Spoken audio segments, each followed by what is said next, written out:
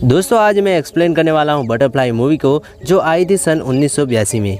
इस मूवी के IMDb rating है 4.7। इस मूवी में बाप और बेटे के नाजायज रिश्ते को दिखाती है। मूवी की शुरुआत में हम केडी को देखते हैं जो सुनसान सड़क पर खड़ी होकर किसी से लिफ्ट मांगने की कोशिश करती है और कुछ देर बाद एक ट्रक ड्राइवर आता है जो केडी को लिफ्ट देता है, लेकिन ट्रक ड्राइवर ठरकी इंसान होता है जो अकेली लड़की को देखकर केडी के पैरों पर अपना हाथ को घुमाने लगता है। केडी भी उस आदमी की नीयत के बारे में जान जाती है तो वह भी उसे सेड्यूस करने लगती है। वो उसका पैंट और जूते निकालने लगती है और बाहर फेंक देती है और गाड़ी रुकवाकर वहां से उतरकर चली जाती है और ड्राइवर केडी को आवाज़ लगाता रह जाता है। केडी एक पहाड़ से घर को देखने पर वहां जाती है पर उस घर में कोई नहीं था और इसलिए वह वहां पर बैठ जाती है। और जब उस घर का ओनर जेस आता है तो वो केडी से पूछता है कि वो कौन है और यहाँ पर क्यों आई है। तो केडी कुछ बताने के बजाय यहाँ जेस को फ्लर्ट करने लगती है। जेस केडी को वहाँ से जाने के लिए बोलकर वो अपनी गाय का दूध निकालने के लिए चला जाता है, पर केडी वहाँ से जाने के बजाय जेस के पास आकर गाय का दूध पीने लगती है और अपना नाम बताती है। केडी का नाम सुनकर जेस को पता चल जाता है कि वो उसकी बेटी है। दरअसल जेस की वाइफ मॉर्गन 15 साल पहले उसकी दोनों बेटियों को साथ लेकर जेस को छोड़कर लवर के साथ वहां से चली गई थी।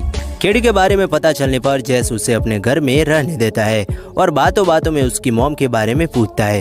केडी बताती है कि आजकल उसकी मॉम प्रोस्टिट्यूट का काम करती है और वो भी अपने स्कूल में एक लड़के से प्यार कर बैठी थी जो उससे प्रेग्नेंट होकर 1-2 महीने की बच्चे की कुंवारी माँ बन चुकी है। केडी बताती है कि उसके कुंवारी माँ बनने की वजह से ही सब लोग उसे ताने मारने लगे, गलत बातें बोलने लगे, जिसकी वजह से वो यहाँ पर आई है। यह सब सुनकर जेस गुस्सा होकर केडी को तभी उसका घर छोड़ने के लिए बोल देता है, लेकिन केडी जैसे तैसे करके जेस को मना लेती है। और रात को हमें दिखाया जाता है कि केडी जब कपड़े चेंज करने लगते हैं तो जेस एक विंडो से उसे देखने की कोशिश करता है।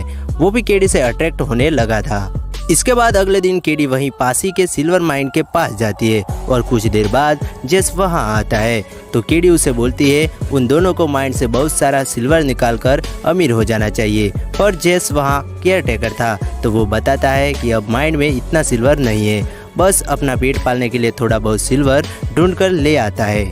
यहाँ जेस बोलता है कि वो बुरी सोच रखकर अमीर बनना चाहती है जिसके परिणाम भी बुरे निकलेंगे। यह सुनकर केडी बोलती है उसे बुरी सोच से बुरे काम से एक बच्चा मिला है और जिस लड़के ने उसे बच्चा दिया है वो इसी सिल्वर माइन के ओनर का बेटा है, इसलिए वो माइन से सिल्वर निकाल सकती है। वह जेस कुछ ना सुनकर केडी को चर्च लेकर जाता है जहाँ सारी बातें जानने के बाद फादर सभी को केडी की कहानी सुनाने लगते हैं, लेकिन केडी को इस सब से काफ़ी बुरा लगता है और वो वहाँ से भाग जाती है। जेस घर पहुँचकर केडी का वेट करता है लेकिन केडी उस दिन घर पर नहीं आती और फिर अगले दिन गाड़ी से केडी को कोई छोड़ने आता है। ये देखने पर जेस उसे पूछता है कि वो कौन था, तब केडी बताती है कि वो उसकी फ्रेंड का भाई था। केडी चर्च वाली बात से नाराज थी तो अंदर जाकर लेट जाती है, पर जेस को तभी अपनी गलती रियलाइज होती है और केडी को मनाने अंदर जाता है, जिसके बाद ये दोनों इंटीमेट होने ही वाले थे, पर तभी जेस को यह सब ठीक नहीं लगता और वो दूर हो जाता है। और फिर अगले दिन जेस केडी की बात मानकर सिल्वर माइन में सिल्वर लेने जाता है, पर काफ़ी खुदाई करने पर भी उन्हें कुछ नहीं मिलता और ये दोनों थक हार कर वापस घर आ जाते हैं। घर आने पर जेस केडी के लिए गर्म पानी करके उसे नहाने के लिए बोलता है। तब केडी जेस के सामने ही न्यूड होकर नहाने लगती है और उसकी बॉडी को मसाज करने बोलता है। जेस शर्माते हुए मसाज करने लगता है तो जेस अपने हाथ को प्राइवेट जगह जाने से रोक लेता है। ये देखकर केडी बोलती है उसे अच्छा लग रहा है, वो मसाज करता रहे। और फिर ये अगले दिन सिल्वर लेने जाते हैं, तब दूसरी बार इन्हें सिल्वर मिल जाता है जिसे दोनों मिलकर शहर बेचने जाते हैं। लेकिन शहर पहुंचने के बाद केडी शॉपिंग के लिए उतर जाती है और जब जेस सिल्वर बेचकर आता है तो केडी शॉप पर नहीं होती।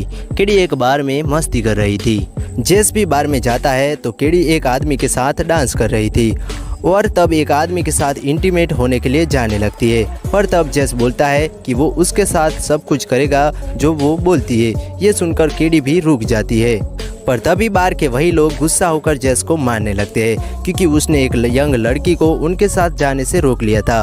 और फिर इस फाइट में केडी भी जेस के साथ मिलकर उन लोगों से फाइट करने लगती है, लेकिन ये पुलिस केस हो जाता है। इन्हें कोर्ट में जाकर बार में हुए नुकसान के लिए फाइन भरना पड़ता है। इसके बाद ये दोनों घर आते हैं तो घर पर इन्हें केडी की बड़ी बहन जेनी मिलती है जो जेस की भी बेटी थी। वो केडी के 2 महीने के बच्चे को भी साथ लेकर आती है।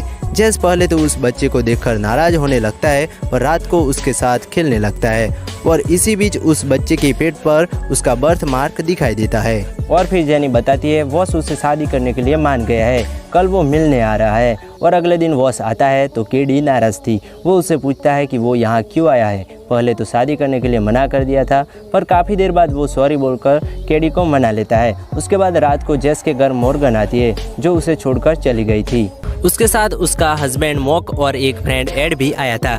ये लोग रात को ही जेस के घर पे ही रुकते हैं, लेकिन इसी बीच मॉर्गन और मॉक के बीच कुछ बातें होती है जिसकी वजह से मॉर्गन मॉक पर एक सुई से अटैक करती है, पर वहाँ मॉक खुद को बचाते हुए मॉर्गन को ही मार डालता है।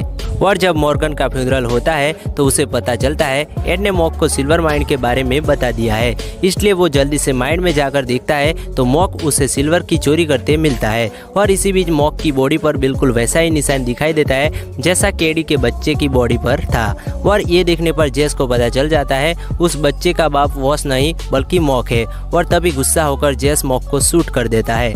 पर यहाँ मॉक मरते हुए जेस को सच्चाई बताकर जाता है कि केडी जेस नहीं बल्कि उसकी बेटी है, और जो बच्चा केडी का हुआ है वो भी उसका ही है, यानी मॉक अपनी बेटी के साथ इंटीमेट हुआ था। ये सब सुनने के बाद जेस मॉक की डेड बॉडी को वहीं पर छोड़कर चला जाता है और अब वो केडी को पाने की ठान लेता है क्योंकि वो पहले से ही केडी की अदाओं से अट्रैक्ट हो चुका था। जेस वॉस को जाकर बता देता है वो जिस बच्चे को अपना समझ रहा है वो उसका नहीं बल्कि मॉक का था। केडी अपने ही डैड के साथ इंटीमेट हुई थी। ये सब सुनने के बाद वॉस उसे मिलने को बोलता है, पर जेस उसे केडी से मिलकर बातें करने से रोकता है। और फिर हमें दिखाया जाता है कि केडी शादी का ड्रेस पहनकर वॉस का इंतजार कर रही थी, पर वॉस नहीं आता। तब जेस केडी के साथ बैठकर बातें करने लगता है और उसके पैरों को गलत तरीके से सहलाते हुए माइंड में जाकर सिल्वर निकालकर अमीर बनने को बोलता है। केडी भी इसके लिए मान जाती है।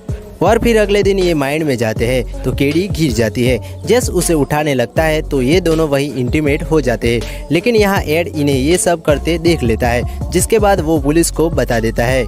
और फिर पुलिस आकर केडी और जेस को अरेस्ट कर लेते हैं क्योंकि उन्होंने इंटीमेट होकर बाप और बेटी के रिश्ते को बदनाम कर दिया था। इसके बाद केडी और जेस को उनके इस कांड के लिए कोर्ट में दिखाया जाता है। जज उन्हें 10 साल की सजा सुनाने वाला था। तब जेस को सच्चाई बतानी पड़ती है कि केडी उसकी नहीं बल्कि मॉक की बेटी है और जो बच्चा उसके पास है वो भी मॉक का है। जेस बच्चे की बॉडी पर बर्थ मार्क दिखाता है जो मॉक और एड की बॉडी पर था, क्योंकि एड भी मॉक का भाई था। एड की बॉडी पर वो निशान देखने पर सबको यकीन हो जाता है और उन्हें छोड़ दिया जाता है। लेकिन इस सब के बाद केडी जेस को बोलती है वो उसे उस तरह से प्यार नहीं करती जिस तरह से वो वॉस से करती है। वॉस के साथ ही उसका फ्यूचर है और वो वॉस के साथ गाड़ी में बैठकर चली जाती है। जेस भी अपनी गाड़ी से जाने लगता है तो हमें एड को उसका पीछा करते हुए दिखाया जाता है, जिसने यह सब सिल्वर को पाने के लिए किया था। और इसी के साथ ये मूवी का एंड हो जाता है।